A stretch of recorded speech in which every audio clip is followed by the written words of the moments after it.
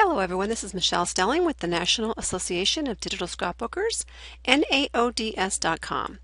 In these couple lessons, we are going to talk about quick pages. So go ahead and stay tuned. This could be in a couple different segments.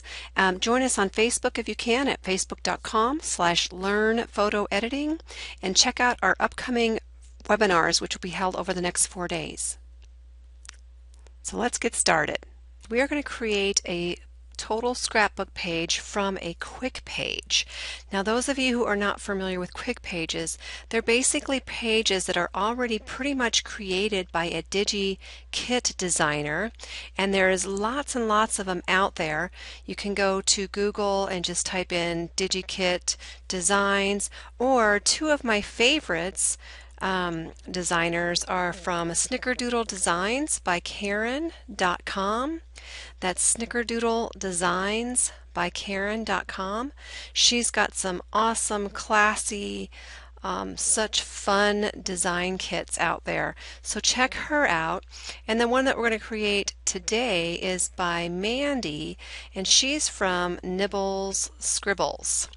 So Nibbles Scribbles is another site that I think has some really classy layouts. So check those two out. There's lots and lots of them out there. So just see what's out there. And you can get some for anywhere from $2 to $5. Really inexpensive, and they'll save you a lot of time, especially when you're first starting out. These quick pages are awesome. Even if you're an advanced user of Photoshop Elements, these quick pages are awesome. So let me just show you the final of this layout, and I'll kind of turn off and on some of these layers so you can see how this was built. I always like to say begin with the end in mind. So when you're looking at a quick page, think about what photo would look really good in here. And also too, sometimes you'll have to bring in more than one photo just to see which photo is going to be the best for your design. So I'm going to turn off some of these layers. Some of these you may not even see being turned off because there are some small print on some of these layers. This is the quick page itself. And then I was toggling between these two photos, but I went ahead and decided that I think this photo looks a little bit better in there. So when I turn them back on, you're going to see, let me just zoom in here a little bit more. Down here at the bottom I put Holland, Michigan on that little button. And then I had to do these on different layers, the cousins part on different layers because they didn't line up perfectly, so I had to kind of cheat a little bit, but I'll show you how I did that as well. So down here I've got Holland, Michigan, cousins, all the names of the kids, and then the year. And so let me just go ahead and come back out. I saved that as a PSD. But what you do is you go ahead and you download that quick page from the site that you purchased it from. And it will come in a zipped up version. Because these files are really, really large, they'll come in a zipped up version, and you just have to unzip them. And everybody's computer might be a little bit different. You probably know how to unzip a file. If not, just go to Google. Google has all the answers, I tell ya. So I'm going to go ahead and open up that quick page that is from Nibble Scribbles. Let me just show you the two that came with it. Okay, it looks like this. It's called Family Tree Quick Page Duo, and I received both of these. And you'll just need to go there. When you're watching this, I don't know for sure if it's still going to be on their site, but look for Family Tree if you are interested in checking that out. I'm going to do the one in the upper left-hand corner, of course. So I'm just going to go File and Open. I'm going to open up that PNG. Okay. And the first thing that I like to do as soon as I open up a quick page is I will go File, Save As, and I'm going to save it as a no, not a JPEG, a PSD. Okay, and then I'm going to call it Cousins 2013, and it's a PSD.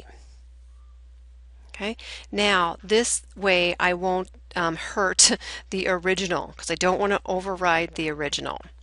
Next, I'm going to go ahead and bring in the photos that I think I'm going to use. I think I'm going to try both of these, and I'm just going to see which one looks best. So I'm going to take my Move tool, I'm going to drag and drop it into the page, and I'm going to go find the other photo, and drag and drop that one into my page and then close them both out. Next, I'm going to go drag them underneath that quick page, both of them, and then I'm going to position them. The one reason why I didn't really care for this is because I really wanted the lighthouse to be in there. But when I move it around, then if I get the entire lighthouse, then I'm chopping off some of these guys, and I don't really want to make it small. I mean, I guess I could, but I kind of wanted to I was focusing more on the people instead of the lighthouse and the boat. So that one, that's the reason why I kind of went for the other one, which is this one. And I'm going to go ahead and position it behind there. I'm just taking my move tool and nudging it into place, and I can make it smaller, larger, however I want to do.